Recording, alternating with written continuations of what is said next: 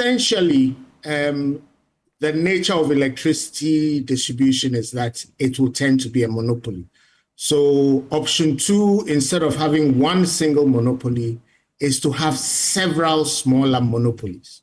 So it's not competition in the normal sense of the word, where somebody who doesn't perform well will lose market to somebody else because his market is protected. So if you are served by the supplier who handles Dansoman, you will continue to be served by that supplier, even if that supplier is bad, until and unless that supplier is kicked out by the regulator or whoever else determines that this operation is below par. So to a large extent, we are not really bringing in competition with any of the options. However, as Dr. Mantiao mentioned, you could allow other players to come in. It's smaller, so smaller capital. That doesn't actually solve the problem, but it may be a policy imperative to get Ghanaian ownership of these concessions.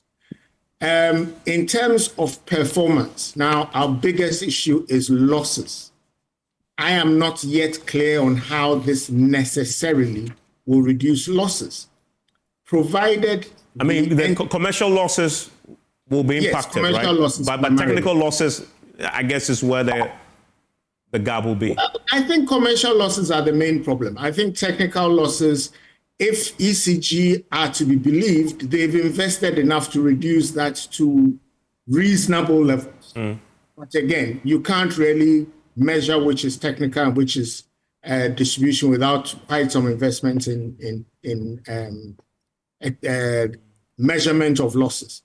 But on the basis that we have a combined distribution loss, which is both the commercial and the technical, to be way too high, the key thing is to make sure that whoever is running a private operation would have an interest in reducing these losses, which would mean that they would have to buy bulk power from ECG or whoever, and then sell it on to we, the consumers.